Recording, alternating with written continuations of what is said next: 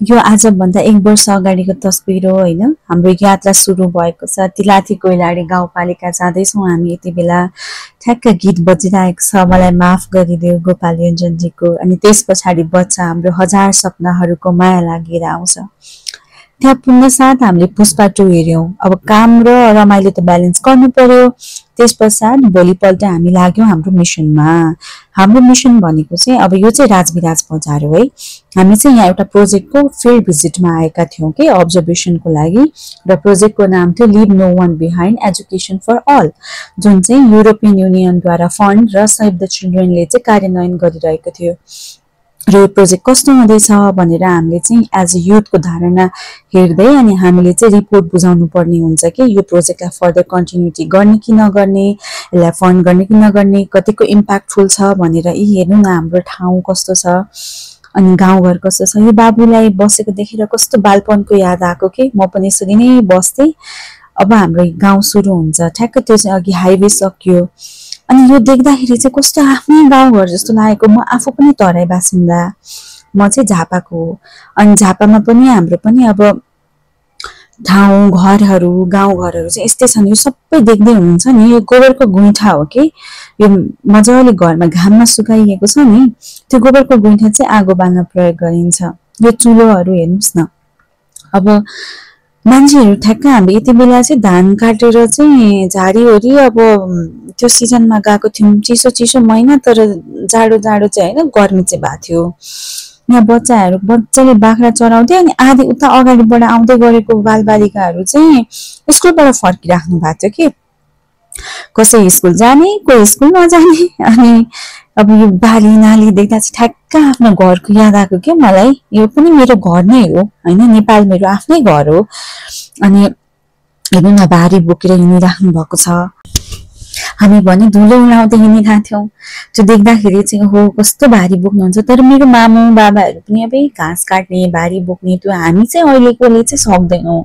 हाम्रो चाहिँ डाइट पनि राम्रो छैन, यो सबै विषादीपूर्ण डाइट है। अनि यो खेत बारीहरू हेर्दाखेरि चाहिँ कस्तो आफ्नो घरको बाटो हिँडे जस्तो मलाई त्यस्तो महसुस भएको के।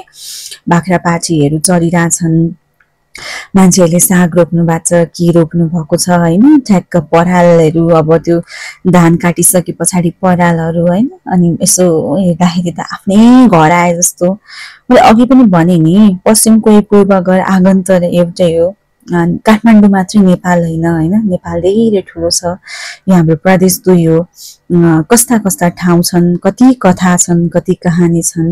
यो चाहिँ त्यहाँको सरकारी विद्यालय रहेछ। अघि फर्किँदै गरेको भाइ बहिनीहरू हुनुहुन्थ्यो नि, उहाँ त्यही विद्यालय पढ्ने। हेर्नु न, घर अगाडि सबै पराल राख्नु भएको छ होइन। अनि ठ्याक्क हामी पुग्यौँ त्यो परियोजना जहाँ चलिरहेको थियो त्यो ठाउँमा।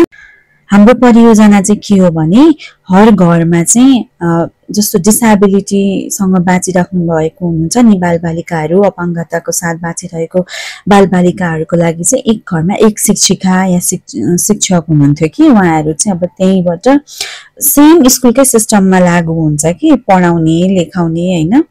अनि हामी चाहिँ त्यही हेर्न गइरहेको थियौँ। मैले चाहिँ त्यो घर बिर्सेर अर्को घर गएछु होइन, म र मेरो साथी। अरू टिम मेम्बर्सलाई देखेन भने फेरि फर्किनु यहाँ पेन्ट तान्दै कुद्दैछु म।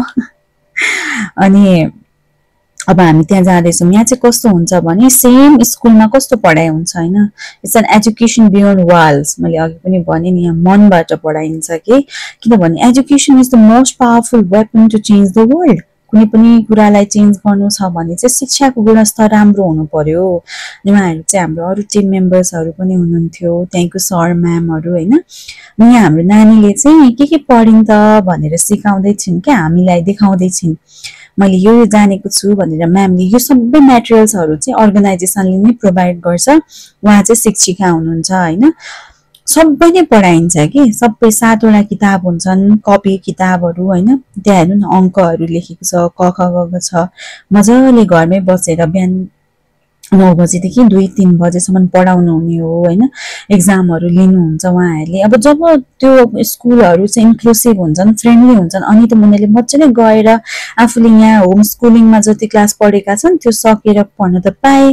यति बेला चाहिँ हामी रिपोर्ट लेख्दैछौँ कि यो परियोजना कस्तो लाग्यो, कतिको इम्प्याक्टफुल छ, यो के गर्ने। हेर्नुहोस् त मेटेरियल्सहरू, यस्तो मेटेरियल्सहरू लिएर उहाँहरूले पढाउनुहुन्छ कि। अनि यो मेटेरियल्सहरू कति इफेक्टिभ छन् त होइन। तीमाथि अब घरको वातावरणमा पढ्न पाएपछि बच्चाहरूलाई यसै पनि आँट आउँछ। हाम्रो टिम मेम्बर दिवस, यतापट्टि नइम रेन, मेरो एकदमै मिल्ने साथीहरू, सर हुनुहुन्छ यहाँ शिव सप्तरीबाट। अनि हामी यहाँ गाउँघर डुल्दैछौँ होइन। गुइठा सुकाएको छ सबैतिर, गाई बस्तुहरू बाँधेको छन्। अगाडिको क्लिपहरूमा पनि देख्नुभयो होला गाई बस्तुहरू।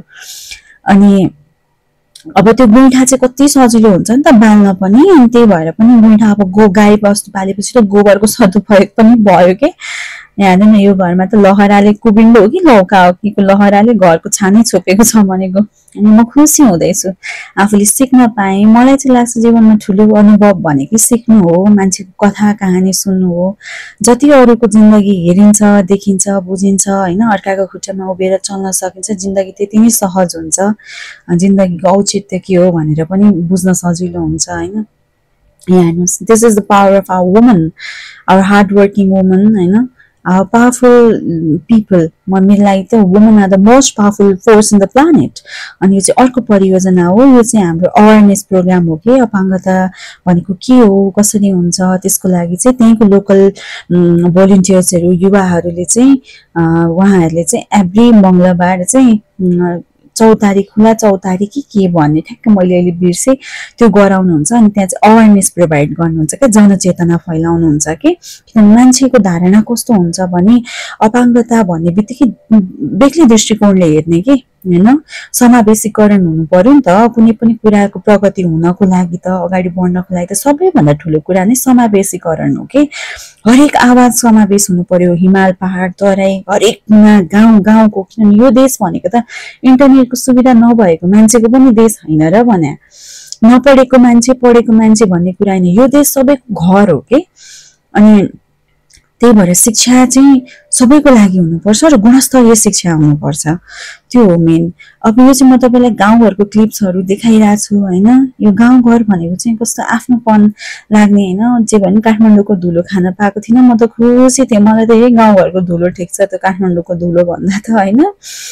लुगा सुकाउनु भएको छ, गुइठा त कति देखियो, गोबरको गुइठा त यो एकदम राम्रो सदुपयोग हो कि गोबरको। अनि हामी चाहिँ यति बेला ठ्याक्क बोर्डर गइरहेछौँ कि, तिलाती कोइलाडीको बोर्डर गइरहेछौँ। त्यहाँ पनि अर्को बाबु हुनुहुन्थ्यो, त्यहाँ उहाँलाई भेट्न गइरहेको थियौँ। त्यो सबै ठाउँमा हुँदैन। यहाँ हेर्नु न कति मजाले यहाँ बिचमा बस्नु भएको छ, माटोको भाँडाहरू। अर्को साइड देखिराख्नु भएको छ नि, त्यो चाहिँ इन्डिया बोर्डर हो। अनि यो चाहिँ हाम्रो अन्तिम घर थियो, यो चाहिँ चौथो घर थियो। अनि यहाँ बाबु चाहिँ सुन्न सक्नुहुन्न थियो, अनि अलिक हिँड्न पनि सक्नुहुन्न उहाँले। अनि उहाँ पढिराख्नु भएको छ। बाबुको त झन् बस्ने घर पनि थिएन। उहाँको मम्मी अनि एकजना दाइ हुनुहुन्छ होइन। कति दुःख हुन्छ जिन्दगी नै सङ्घर्ष हो, सङ्घर्षको कहिले पनि सिमाना हुँदैन होइन। बाबु कति मजाले पढिराख्नु भएको छ। अनि यस्तो अवसर दिनको लागि अर्गनाइजेसनहरूको लागि पनि धेरै धेरै धन्यवाद। र यही थियो हाम्रो लर्निङ